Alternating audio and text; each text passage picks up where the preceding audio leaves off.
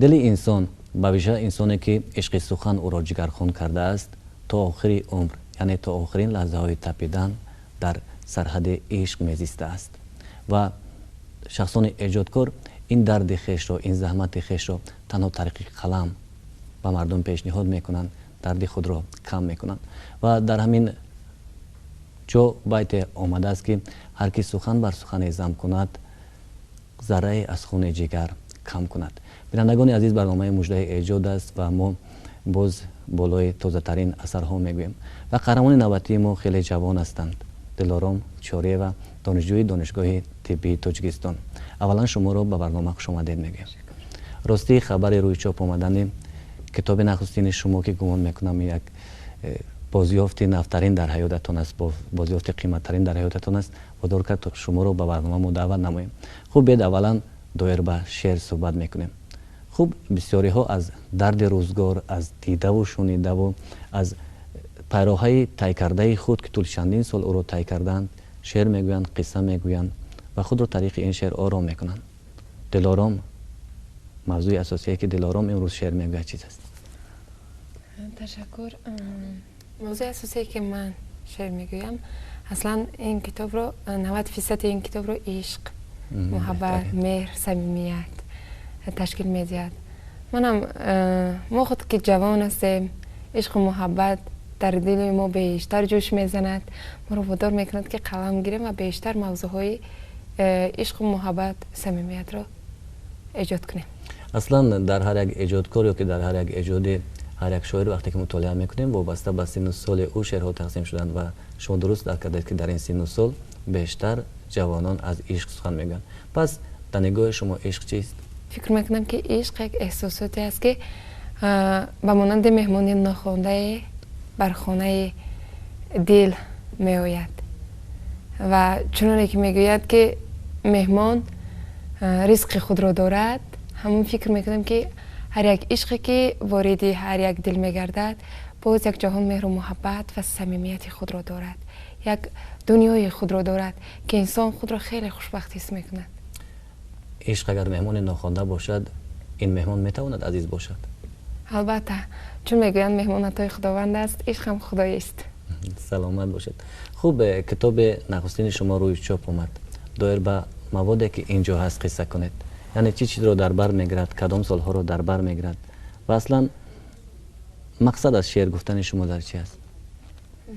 من اصلا از صنف چهارم از دوران مکتبی شعر می نویسندم.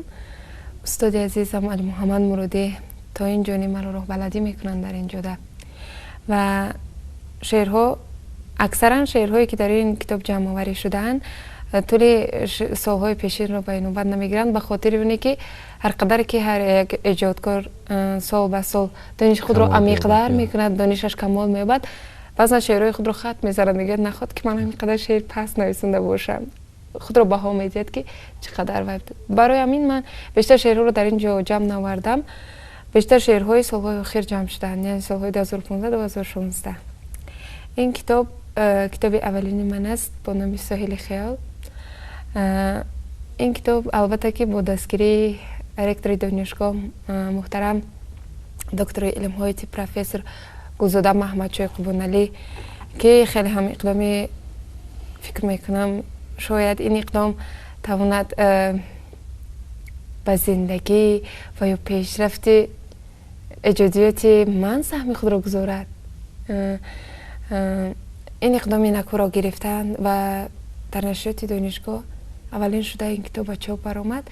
این کتاب بخشیده چون 25 سالگی استقلالیت است، البته هر یک جوان رو، هر یک تاجیک رو، هر یک شخصی که حسی وطن دوستی، حسی میهم پرستی در ضمیر آن است وادار میکند که در این عید یک سهم خود را گذاشته باشد و من همچون یک طبیب آینده، همچون یک شاعره جوان، یک نوقلم جوان کوشش کردم که این کتاب اهدا به 25 سالگی استقلالیت است و صحیفه اولین این کتاب به این شعر آغاز میگردد: در جانماز استقلال، در جانماز استقلال نماز وحدت را میخوانم، تسبیح عشق میگردانم، ای میهنم ناکسم میخوان گر زمان من نمازت را قضا کنم.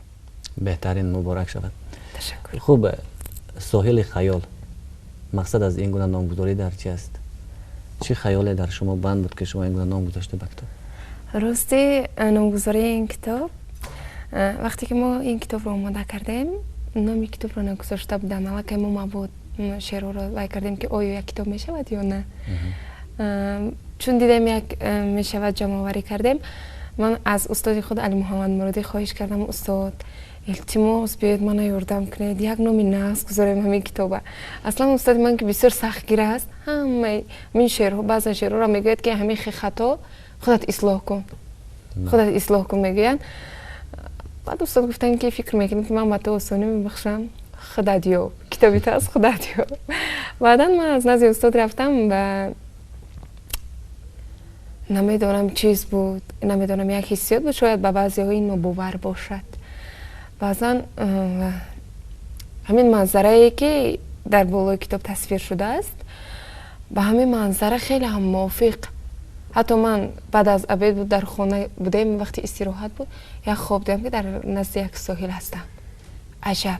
وقتی که من نمیدونم راستی باور کنید، وقتی که من از خواب خیستم یک حسیاتی در من بود، ساحل ساحل گفتم، همیشه چه گویم، همین کلمه در دل من بسیار نزدیک بود. ساحل، خیال سبز، ساحل ساحل، همیشه گفته ایستادم ده. بعدا من در دفتر خود نوشتم ساحل خیال.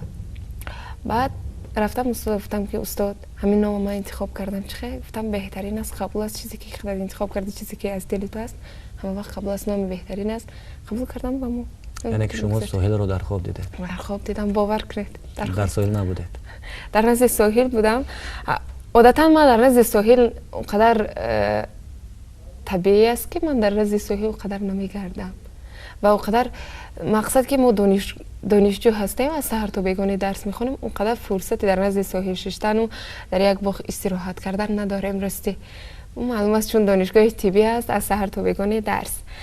اما من برای من عجیب میکند که چی به من همین خوب دیدم، برای چی همین خوب در من در آمد و من همین خوب، خصوصا در نزد ساحل که عادتا من اونقدر نزد ساحل نمیرفتم. برای من عجیبی است، شاید یک معما باشد. خوب، اصلا در کدام حالت شعر میگوید؟ در کجاها شعر میگوید؟ اصلا وقتی که سیسی ما سر می شود، یعنی ما دانشجو که هستیم، اصلا بعضا مشکلات های روزگار هست. البته دانشجو مشکلات هم دارد.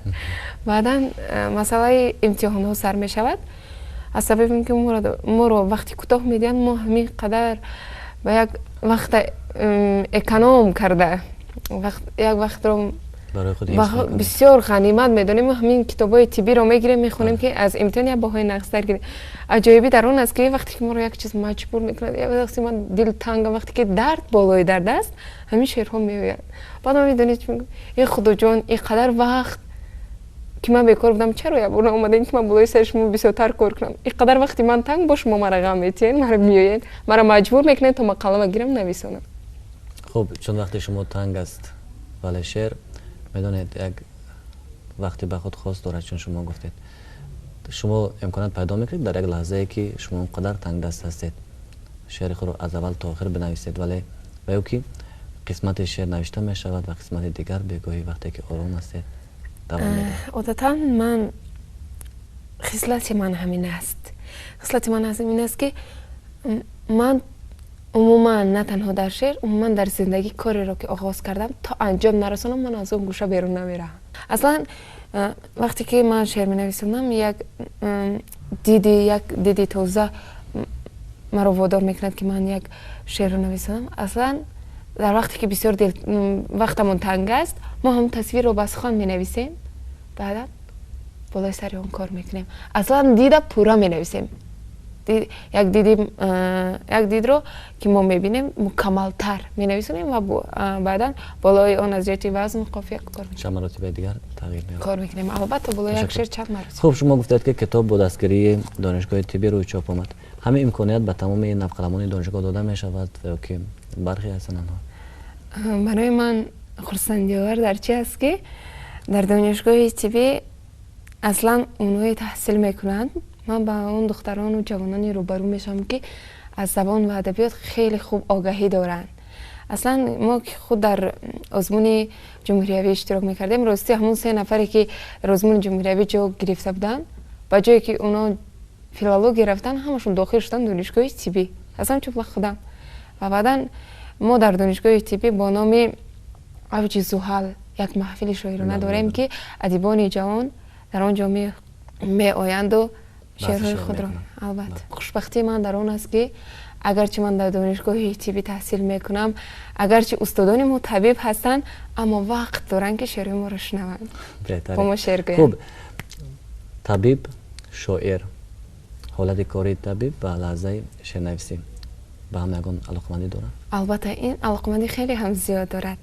من خوشبختم از آنی که من شاعرم و خوشبختم از آنی که من طبیبم. به خاطر آنی که من بسیار فکر کردم این دو کسبیت به همدیگر علاقمندی خیلی هم زیچ دارن. به خاطر چی؟ مثلا مثال شده میتواند دانیلیفسکی عالم روس میگوید که طبیبی که اولا روح را طبابت کرده نمیتواند که تن را طبابت کند. و البته ما میدونیم که چون روح البته ما با سخن زیبا با یک سخن شاعرانه سخن تاجیکانه میتوانیم طبابت کنیم و حتی با کسب طبیب خود توانیم جسمی بیمار را تنی بیمار رو دوا بخشیده باشیم. البته چون عادتا نوبسته اونی که کدام ساحه در کدام ساحه طب هستیم باید ما زباندون باشیم چون ما وقتی که نزد طبیب میریم اولا با ما صحبت میکنند و 90% معین کردن بیماری در معاشرت با بیمار به دست می آید.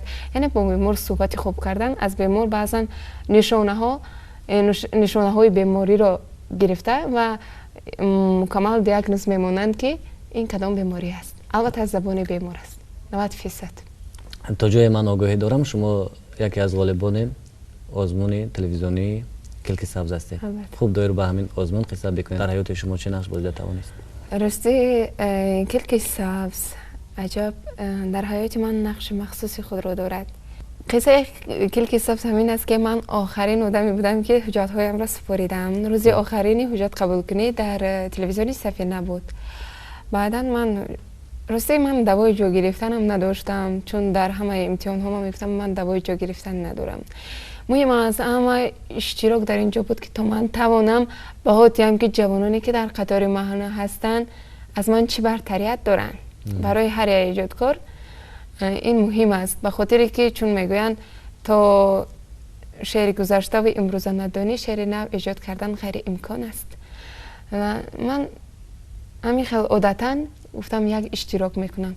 بعدا راستی که شاید با دیگران سخت رسید اما من باوری نداشتم که تلویزیون سفینه اینقدر آزمون رو به طور شفاف گذارند. راستی من باورم نداشتم گفتم نه همش همین خیر بعضا آزمونایی میشوند که حقیقت را عدالت را نگاه نمیکنند شاید همین خیال باشد. راستی من آرزو هم نمیکردم که من فینال میروم و جایزه رو میگیرم چون در توری اول اشتراک کردیم و بعدا به اشتراک ما توری دوم شد. استادا بهاگذاری کردن و فینال تا اونی که من به فینال آمدم باوری نداشتم که من جایزه رو میگیرم. به خاطر من انتظار نبودم به خاطر که من باور نداشتم و برای که در حیات من بسیار آزمونایی بودن که به طریق یعنی به طور حقیقی گذرانیدن نمیشد. بعضا شاعرهایی بودند که مرا حتی میگفتن دیلارمه نره همه این دروغ نمیخه. نمیدونم قسمت بود من اشتراک کردم وقتی که من جایزه رو گرفتم روستی که باور نداشتم که جایزه و خلاصه بودم آمدم که در حقیقت بعضا آزمونایی بوده است که عدالت رو نگاه میکردن حقیقت رو نگاه میکردن.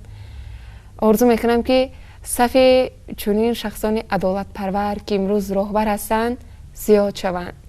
خداوند با آنها یک ایمان یک وجدان کامل سید تا حقیقت را همه وقت پرستش کنند و جوانانی که در حقیقت استعدادی بلند دارند جوانانی که در حقیقت میتوانند که با گوگل شکوفایی تاجیکستان سهم خود را در آینده گذارند اونها را دستگیری کنند.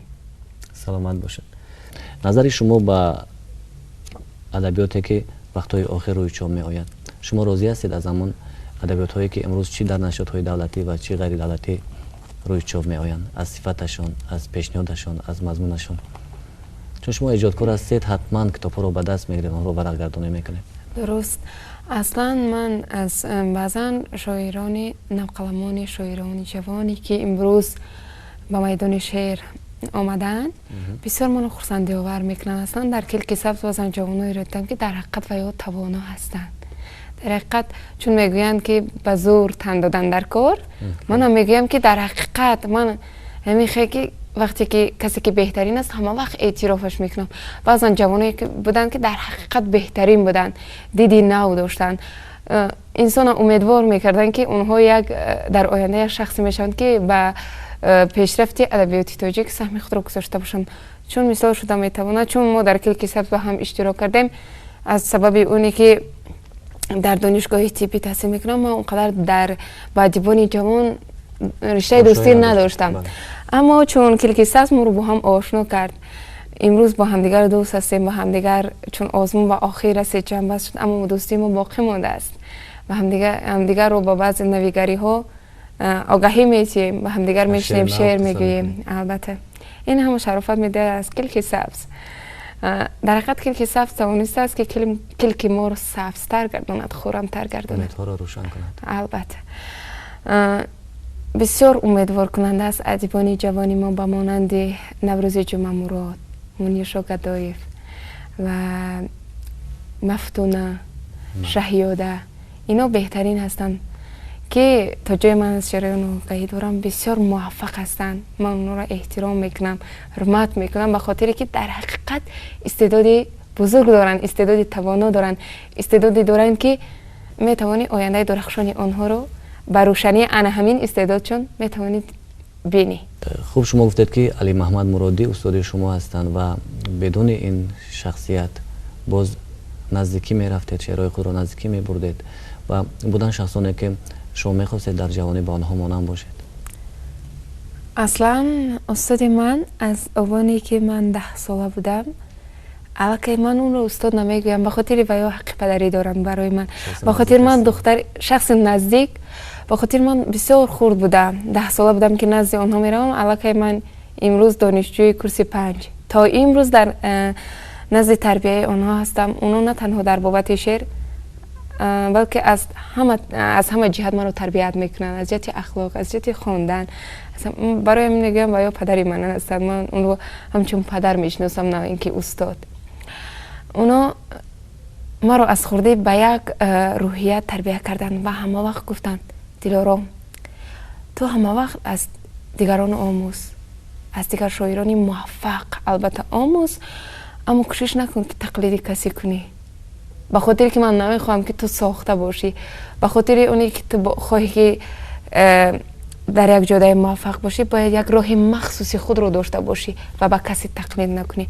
ما البته چون از گذشتگان می‌آموزیم، البته از گذشتگان می‌آموزیم، احترام دارم نسبت همه استادان، اما امروز بیشتر شعر می‌نویسم در شعر مدرن، یعنی شعر امروز، شعری که امروز در هم تاجیکستان، هم ایران و هم افغانستان شعر امروز شعری شده است که بیشتر شاعران کوشش میکنند که در این در این سبک شعر ایجاد کنند. یعنی شعر آزاد است. شعر آزاد است. این شعر آزاد است، خیلی کوتاه است، کوتاه است. این شعری هست به طور خیلی که استادی من میگویند، این شعری هست که اندیشه طلب است، شعری هست که تای کاسه نیم کاسه هست میگویند و یا شاعر ایجادکار رو مجبور میکند که یک دیدی نوی که تا امروز یک دیدی تازه رو بیند و در یک مضمون خیلی هم در یک حجم خیلی هم کوتاه انعکاس کند، بیان کند. خوب، در همین سبک در تاجیکستان ما باز کی شعر میگوید؟ بیشتر چون کتاب های استادی من دسترس است، بیشتر غذای معنوی میگیرم، البته از استادی خود. بعداً دوران نجات. شما از یک استاد قناعت میکنید؟ نه بیشتر غذای معنوی میگیرم از استاد دوران نجات. بعداً بیشتر و بیشتر کتاب های فروغ فرخزاد، احمد شاملو، نادر نادرپور بیشتر مطالعه میکنم. از ادیبان تاجیک، از ادیبان تاجیک گل رخسار، بازار صابر بیشتر، البته استادی خود علی محمد مرادی و دوران نجات. بهتر. رستم وهاب. اصلا شخصان ایجادکار در یک محیط ایجادی تربیت می‌یابند، در یک محیطی که به آنها کمک بکنند فضاشون آرام باشد و امکانیت داشته باشند که خوب دسترسی به ادبیات نوین داشته باشند، اونجا کتابخانه مخصوص باشد و دیگر چیزها. شما در عائله خود همین گونه فضا را داشته؟ اصلا شکر خدا که من در عائله زیادی تربیت یافتم. پدر من رسام است، ایجادکار است. شاید که ایجادکاری برای من ارثی باشد، بعضا جهت‌های ارثی نیز داشته باشد. اصلا که از کوشش انسان وابسته است، اما ارثی بودن نیز میتواند. البته چون به پیشرفت به هر یک موفقیت‌های من، به هر یک دستاوردهای من، البته سهم با سزای خیلی هم بزرگی فکر میکنم این دستاوردهای من نیستند. دستاوردهای انا همون مادری هست، دستاوردهای انا همون پدری هست که مرا در آغوش مهر و محبتشون تربیت کردند که من توانستم در یک محیط خیلی هم عاشقانه، خیلی هم صمیمی این شعرها را گویم. و از این فرصت مناسب و از این منبر بلند منتداری خود را اولا به پدر مادر عزیز و مهربانم که در همه جا در راستی مرا راه بلدی میکنه، چی امکانیت اگر باشد یا نه برای من فرا میارند. راستی باور کنید بسیار دستگیری میکنند پدر مادرم. بعدن استادانی عزیز، استاد عزیزم علی محمد مرادی، بعدن استادانی که در دانشگاه طبی مرا درس میگن بسیار دستگیری میکنند. از اون جمله خود رکتور دانشگاه، از اون جمله مدیر کافدره زبانی تاجیکی پیوسته ما همکاری داریم. استاد محترم عبدالله اسماعیلویچ که وی فیلولوگ هستن پیوسته مرا رو بلدی میکنن. من منتداری خیلی هم به پایان و به اندازه خود را به آنها میرسانم و میگویم که این دستاوردها همگی دستاوردهای اونها هستند که اونها تانستند که به من توفیق کنند. اونها دلارام، برنامه ما مجدای ایجاد است و ما خبری که همین کتاب تازه شما را هم شاید مجدای ایجاد به اهل دوستداران شعر، به اهل دوستداران فرهنگ پیشنهاد کرده.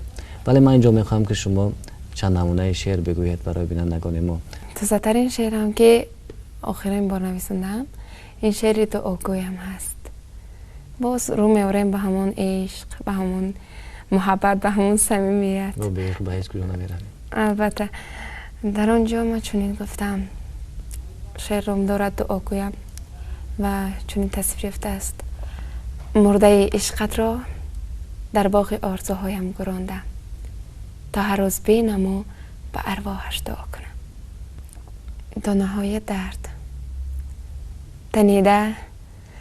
تنیده در تن من تاریخ خسروها، نشان خنده سبز بهاری را دیگر از من چی می جویی؟ بهاری رفتم دیگر نمی آیم، پس از من در زمین داغ حسرت ها تو هم از دانه های درد می روی. خورشید زمستان، وجودم کره سرد است، وجودم کره سرد است، همه سرد و همه درد است. چه خورشید زمستانم که می سوزم ولی گرمی نمی بخشم. بینندگان عزیز، این چند شعر تازه که اینجا ما شنیدیم تازه ترین ایجادیات دلارام بود و ما اینجا بار دیگر دلارام را برای وقت خود را دریغ نداشته و برنامه آمدنشان اظهار منتداری بیان میکنیم. شعر یک هدیه، یک دستاورد، یک تحفه هست که او کهنه نمی شود. او همیشه در نگاه آن شخصی که این تحفه را قبول میکند یا که او را میشنود نقش میبندد، در دل او نقش میبندد.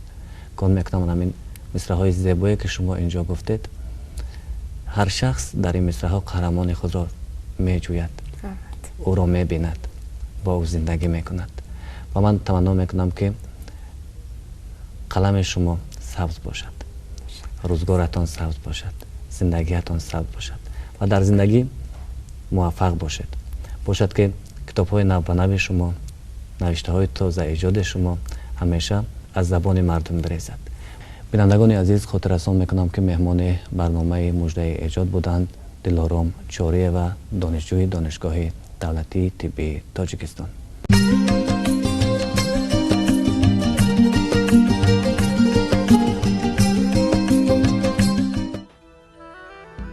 اندک اندک خویش را فهمیدم، هم کم و هم بیش را فهمیدم، آن قدرها با خودم شوریدم، حس گرگ و میش را فهمیدم. عشق آمد به خودم کرد و برفت، بود کافرکش را فهمیدم. من که بردم ره به بزم زندگی، نوش را هم نیش را فهمیدم. هم دلم چون خواجه شیراز بود، حکمت درویش را فهمیدم. جز محبت چیست حرف این دلم، اندک اندک خویش را فهمیدم.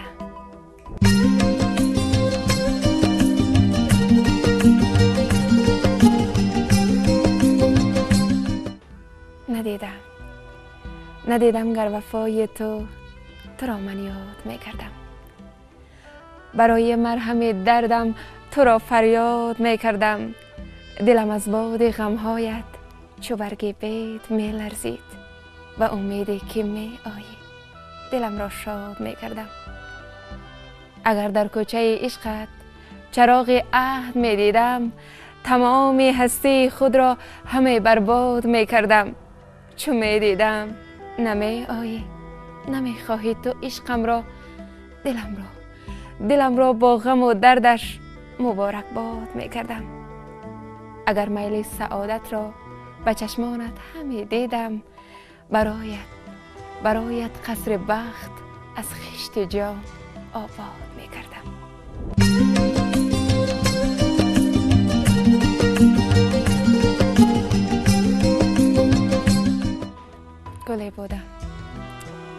گلی بودم زیباد افترای تو شکستم. دیگر جایم گلستان نیست، دیگر جایم کنار بوستان نیست، دیگر نوروز دامانم گل افشان نیست. ببین که خویش بشکستم، برای تو ز خود رستم.